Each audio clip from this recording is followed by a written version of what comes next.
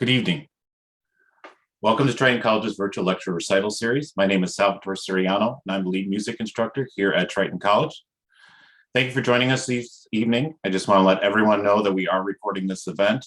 This is a webinar, so your video will always be off. If you have any questions for our presenter, you can type them in the Q&A section at the bottom of your screen. You will also have time near the end of the program to ask questions. Tonight, I'm happy to introduce you to Dr. David Flippo. Dr. Dave Flippo is a native of Pittsburgh, where he began piano studies at the age of 4 with Paul Locke, a Bell telephone repairman who worked with Dave's dad, Alan. Dave learned to read music before words and continued with music studies for the next 23 years, playing trumpet and piano, eventually receiving degrees in music theory and composition from Indiana University of Pennsylvania, Eastman School of Music, and his doctorate from the University of Michigan. Dave's interest in college was focused more on contemporary concert music and world music, but he continued playing jazz piano. During his last years at Michigan, Dave met Alan Swain, a jazz theory piano teacher in Evanston, Illinois, and began commuting the 5-hour train ride every other Saturday from Ann Arbor, Michigan, to take concentrated lessons. When he graduated from the University of Michigan, he decided to pursue jazz composition and performance and moved to Chicago, where he immediately got a job stocking shelves in a liquor store. Gradually, he developed a full-time career in music by combining his teaching at Swain's music studio, area colleges, and jobbing work. At first, Flippo experimented with third-stream music, but then decided to write small jazz ensemble pieces he called global jazz, music that blended jazz with different world music styles. In 1992, Dave formed the Flippo Music Global Jazz Quintet to perform his original compositions and arrangements. Global Jazz performed at numerous Chicago events, including the Taste of Chicago, the Chicago Symphony East Meets West Music Festival, and the South Shore Jazz Festival, as well as area clubs, colleges, libraries, and street festivals. The band released 2 CDs on the city's Southport Records label. Dr. Flippo has allowed himself to explore different musical paths, from setting chapters from the ancient Chinese text Tao Te Ching to music, to recording his own arrangements of Jimi Hendrix, David Bowie, which you'll hear this evening, and Lennon McCartney songs. Dave would change the name of his group to Jazz from Planet Flippo, now a quartet, and began compiling a collection of originals from past and present. Flippo married Melissa Lee in 1992 and had 2 children, Gabriel and Jillian. In fact, young Gabriel's artwork is used in the cover of his album Ganesh. Dave and Melissa have lived in Skokie, Illinois since 1993. Dr. Dave Flippo continues to teach music, most recently at College of Lake County and right here at Triton College. He also teaches private lessons both online and in person. During this presentation, I will share his website in the message box as well as program information. It is my pleasure to now introduce you to Dr. Dave Flippo. Dave, welcome. Hello, how you doing? Good, thank you for joining. Everybody.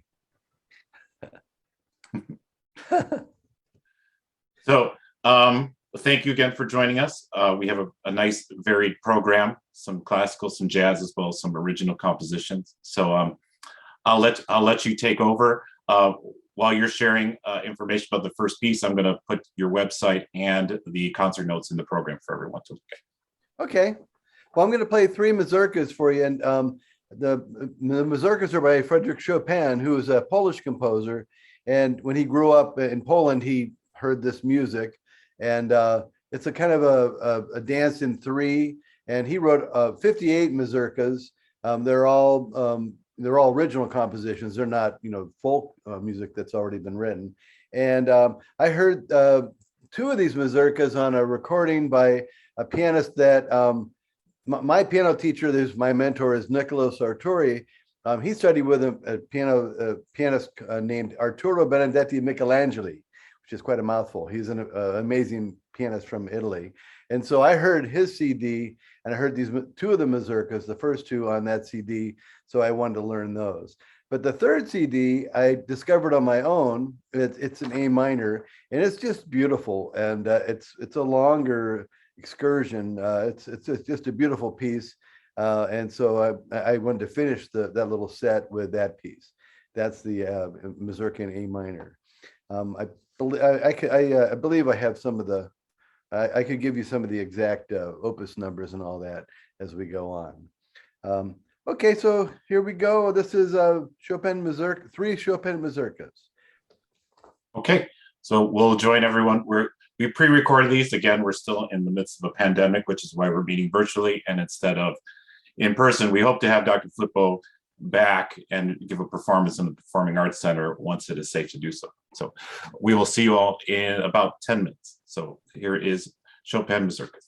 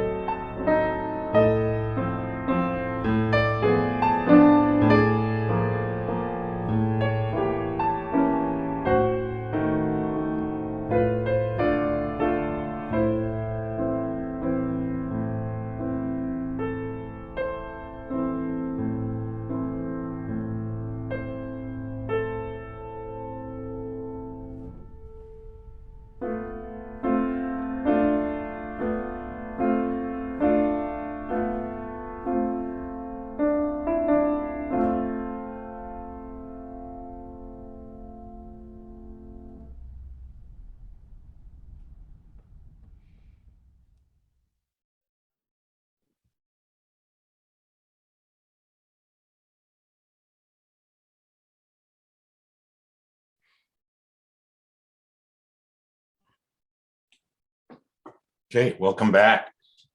Thanks. So we're all virtually clapping. You just can't see anyone. But I hear it. yes. All right. Let's see. We have let's see.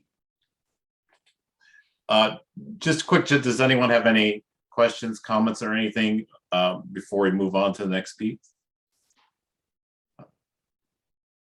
You're getting virtual claps in the chat box as well. Oh, good. Okay, I see those. Okay, cool. Thank you. Yeah, if anybody has any questions, you know. Dr. Flippo was very approachable and a wonderful teacher. Also, I should mention that he teaches at Triton, but he's also our piano instructor. So you can study with Dr. Flippo if you are so interested in pursuing piano, and he accepts students at all levels. So yeah, Triton doesn't have any prerequisites or anything like that. You are free to sign up. You get college credit for it. If you have any questions about that, you can always feel free to contact me as well. So I think it's MUS 180, isn't it, Sal? it is. So I will type that in. So yeah, spring registration is open. So that would be the section that you would register for if you wanted to take private instruction. It's 1 credit hour and you get college credit for it. So should I tell them about the next piece? yes, go for it. Okay, I got two. So that piece was from the Romantic period. I got a piece from the Baroque period and from the Classical period. So I have a piece by Domenico Scarlatti, who wrote 500 sonatas for piano, and he's an amazing composer. This is Sonata in A. And I just thought I'd tell you that this isn't, I'll teach you a little, it's about form. The form of the piece is binary form, which is A-A-B-B. That means you play a section, then you repeat it. And I just want to mention that it's kind of generally accepted that when you repeat the section, you can embellish it. And I always like to imagine what the composers sounded like when they were embellishing it and changing it a little bit. So I tried to embellish, I embellished on the repeats a little bit. So maybe you can see if you can hear if it's a little different the second time. And then the second song is a Mozart Sonata number 8 in A minor. It's a really powerful piece. It's kind of, it's written right around the time his mother died, which was a really tragic moment for him. And it's a really intense piece, and it's kind of almost Beethovenian in the middle. It really gets pretty dark and pretty powerful. And so my teacher turned me onto this piece, and also he turned me on to Dino Lipati, a pianist who played it, and is a wonderful pianist. And so this is the slow movement from that piece. It's quite a big piece, so it's good. Okay. Well, without further ado, we will listen, and then we'll be back after the conclusion of these two works. So we'll see everybody in a few.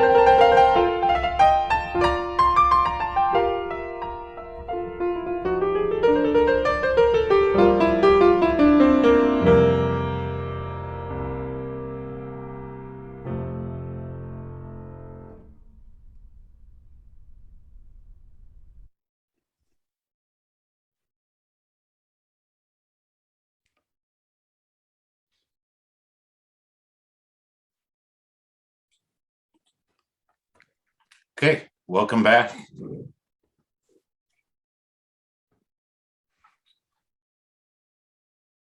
So we have some more virtual clapping, so showing their appreciation. That's my wife. Oh, Hi, that's why honey. there's many, many claps. So, Ben, did you notice? I don't know what happened, but I went out of sync at the end. If you're watching the video, it wasn't lining up with my hands just for a little bit. I don't know why I did that, but it was kind of funny. But then it ended up all right. So I don't know what happened. So Just a weird anomaly in Zoom or something. it's a GoPro thing. Yes. All right.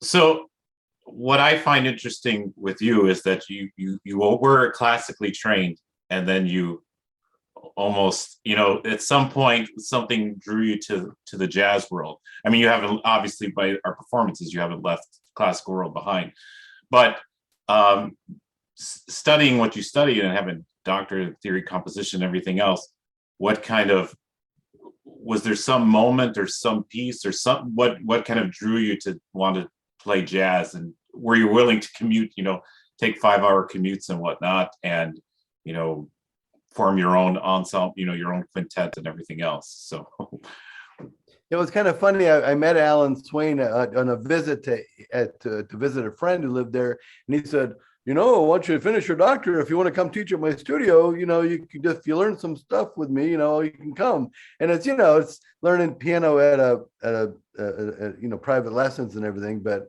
that's felt like I wanted to do it, so I took him up on it, and I did want to keep learning. I wanted to learn. I didn't understand the theory very much of it, so. Yeah, I just felt like it was right for me, and I just liked the language. I thought the language, I just love the jazz language and the whole tradition of it. So cool. And and just one thing before we move on, most people associate jazz with improvisation, and you just kind of mentioned the Scarlatti, how you embellish the piece. I think most people lose sight of the fact that Mozart, Beethoven, they were all excellent improvisers. It's kind of a lost art form in the classical world in many ways. So. Yeah, I mean, I always tell my students that cadenzas and concertos, where the orchestra stops and there's just the soloist all by themselves, used to be improvised. Beethoven and Mozart would just make it up on the spot, and that must have been just amazing, and Bach too, to see them do that. And I think they'll be really cool nowadays if somebody could do that. Like, hey, this guy's going to improvise this Mozart concerto, a cadenza. Yes. So pretty cool. Yes, I agree. So why don't you tell us a little bit about, we're going to listen to some of your original works. Please share some background on that. Yeah, these are two pieces that I wrote. One I wrote quite a while ago, was dedicated to my mother. And it's called Dreams Are Born. And I think it's kind of, a lot of my things are built on stories. I like to have a little story behind the song. And this maybe is about the idea of the cycle of rebirth and children, and, just the whole cycle and natural cycle of that. And also the joy of having a child and all that. And then the second one, Third Eye Open, is a little bit more cerebral, or a little bit more complicated to explain, but I wanted to write a piece that had a development section, which means it has a period. I wrote down what I thought, how I would say that. I would say that's a time of change and movement in the piece that's usually tense. So you're playing a piece, and so in this piece, I wrote this idea, and it's climbing, and it's trying to become a full circle, except it gets sick. It loses its energy, it gets sick, it's like barely alive, and it just stays there kind of stagnant for a while until it gains its energy. And then it finally keeps growing back, and it makes the full circle. And that was the goal in the piece. And this piece does have a little solo in it. The first piece is just the head, we call it, which is just the piece without any solo improvising in it. But the Third Eye Open has a little solo in it. And then it goes back to the sick part and gets better again, and ends pretty big. So Dreams Were Born is the first one. That's the pretty one. And Third Eye Open is a little bit more dramatic. Okay, let's take a listen. So we'll all be back in a few. Oh, can I tell you too that Third Eye Open is on my last CD? I might as well. My band has done 6 CDs, and the last one's called Dedications, and and that's on our CD. It's for the whole full quartet playing it, but it was really fun to play it as a solo piano. I actually learned some more stuff about the piece playing it. Playing Playing that it. way. Yeah, actually, I looked at it in a new way. So is this the first time it's been performed just as a solo piano piece? Yep.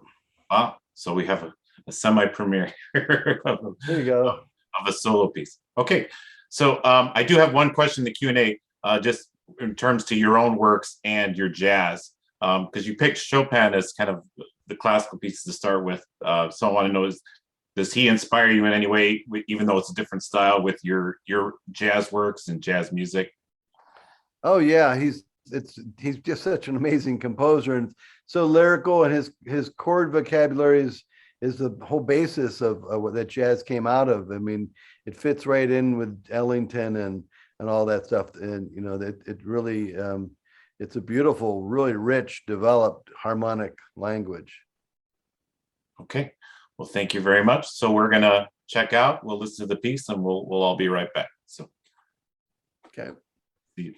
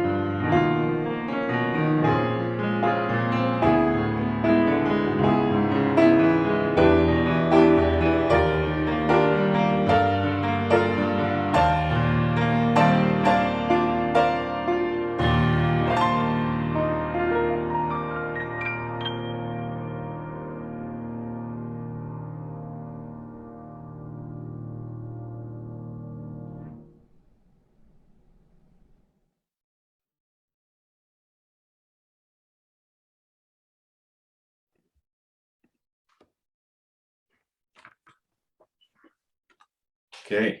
Thank you again for sharing this music with us this evening. Sure, my pleasure. And in terms of writing, you mentioned that you often have a story based on it. When you approach writing a composition, I don't know, do you come up with a tune? Is it something in your head and then figure out a harmony for it? I know I have some music students that are attending that are taking a dabble at composing and writing their own songs. So, Right. so what is your process once you have kind of like maybe the idea or the story behind it, the actual Yeah. working out the notes?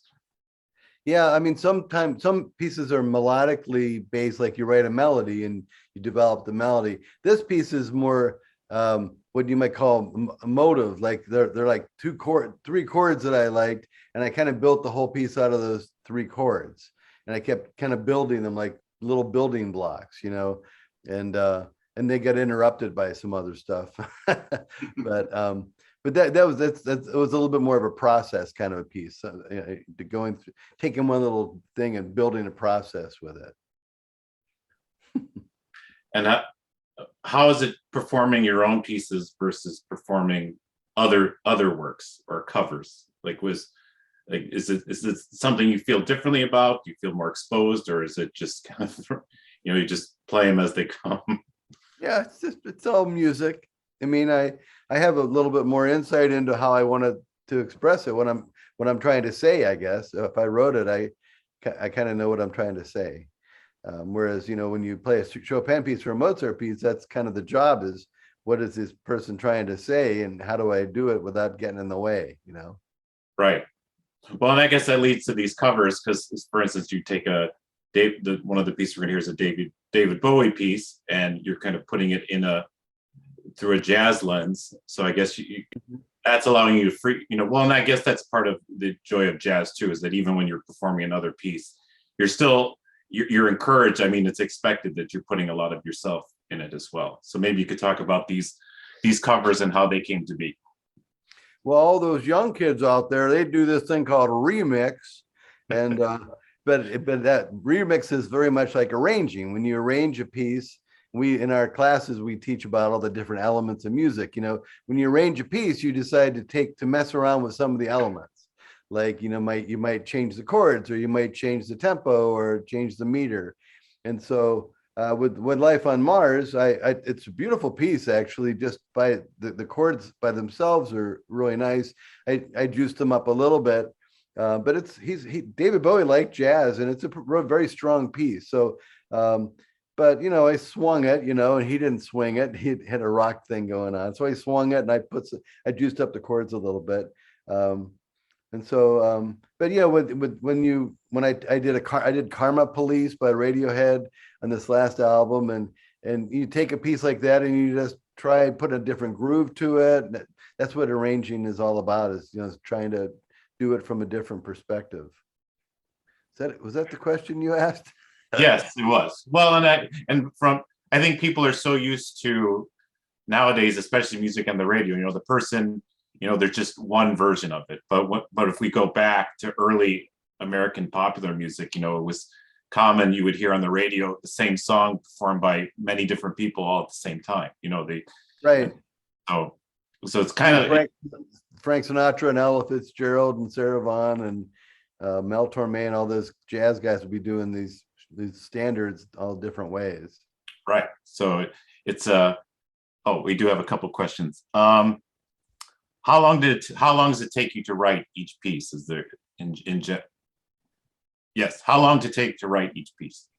Probably like weeks, and it always gets constantly reworked and refined, and I wake up and I fix one thing, and it's a process of rewriting it and living with it and making sure every note is just right.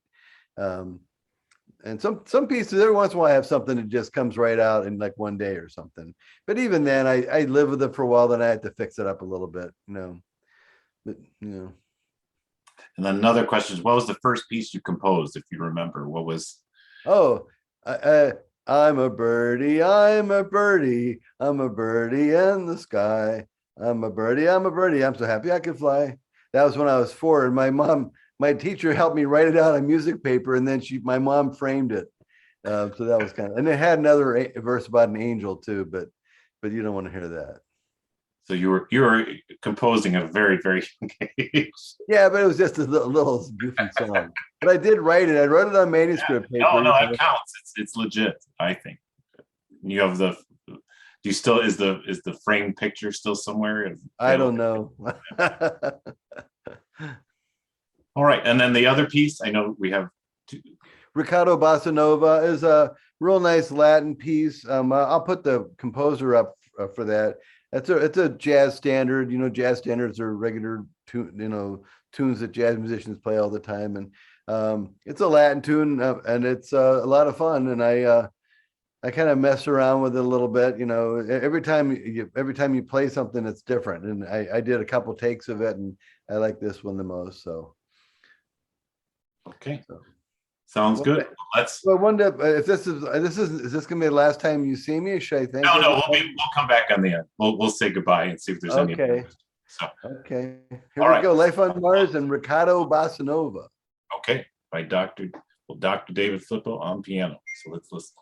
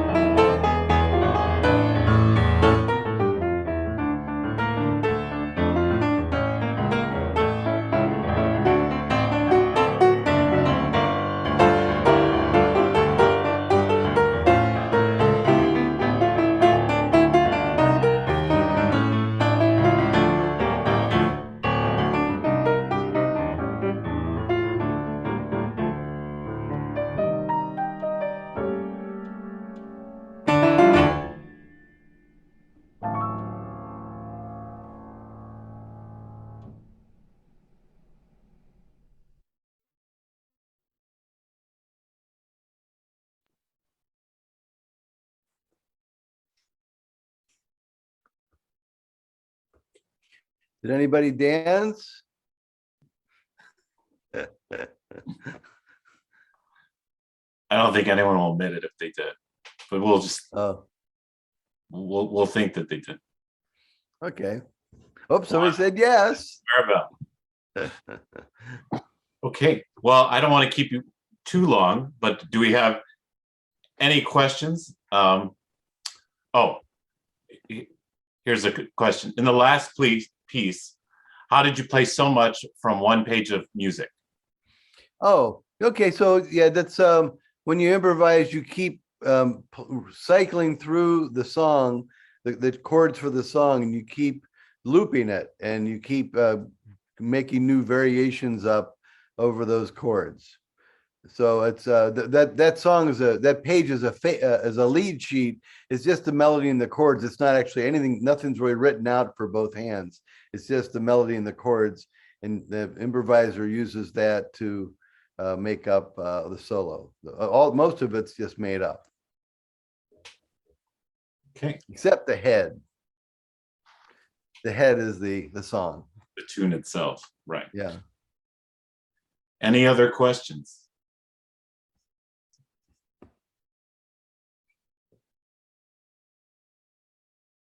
Okay, just some thank yous in the chat box. Thank you for sharing. Thank you. The pieces were pleasant to listen to. So,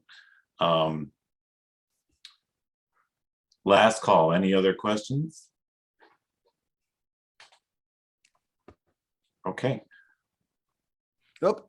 Why are they called standards? Can be different each person. Well, there's some questions coming in. Okay. Yes. Yeah, standards. That's what musicians call like the Great American Songbook. Basically, it's all the great tunes written in the 30s and the 40s. George Gershwin, Cole Porter, and then jazz musicians compose tunes too that are really become popular. Like Take Five is a really famous song, and once a song becomes kind of famous, it's called a standard, and that means that it kind of becomes, what's it called? The core set of pieces that jazz musicians learn and improvise on. Okay. Then just kind of more. like the. Okay. I was going to say just more very appreciative comments coming in. So. Hi everybody. I recognize some names on here. Bob, I see Bob and Laura, Margot Singleton. Yeah, cool. Very nice. And my wife, of course, I'd say hi to her. Maribel. Very nice. It's so fun to see all these people. Yes. So, well, thank you so much again for agreeing to do this. It was a great performance. Allows us to keep music going even while there's no music happening on campus. Just to let everyone know, we're hoping to have our concert series move to the performance hall in the spring. So we have one more virtual recital, and that's our student music showcase, which is December 9th, and it'll be via Zoom just like this, where we'll showcase different students who are taking private lessons, including some of Dr. Flippo's students, if I'm correct. Mm-hmm. Yeah. So also, again, if you are interested in taking piano lessons at Triton, you would just sign up for Music 180. Spring registration is open, and you can study with Dr. Flippo. And at this time, I just want to say a couple thank yous to everyone. So, so I would like to first thank Dr. Flippo for your presentation here. Thank you for a wonderful evening. I would also like to thank President Mary Rita Moore, Vice President Dr. Susan Campos, Associate Vice President and Interim of Dean Arts and Sciences, Paul Jensen, our Associate Dean, Derek Salinas Lazarski, and our VPC Department Chairperson, Dennis McNamara, for their continued support in implementing this virtual series. So again, our next performance virtual recital is December 9th at Zoom. That's a Thursday. And that'll be our student showcase for all the students who are taking private lessons. They will perform a variety of pieces for you. Dave, thank you again. I will see you soon. Anything you'd like to part with? Can I just make a plug too for that? Yes, when we finally do get when we finally do get back into the live concerts? If people here haven't been to the Triton, the art building over there, it's a beautiful space, and I was playing on the Steinway piano for some of the pieces. It's a beautiful piano there, and it's great to have bodies and ears, as many as possible for those concerts. It's a nice space to listen to live music. Yes, and we look forward to having you and possibly have the quartet come out to Triton next year and have a nice jazz performance then as well. So Cool. okay, well, thank you again, and I will see you all soon. So thank you again. I want to thank Salvatore. Thank you, Sal, and thank Triton for presenting this. And then I'll let you finish off now. Okay, no, that's it. We can end on that. I'll always Okay. end with someone thanking. So, Great. all right. Well, have a great night. Thank you, everyone, for attending. We look forward to seeing you soon. Stay safe. Take care. Bye-bye. Bye-bye.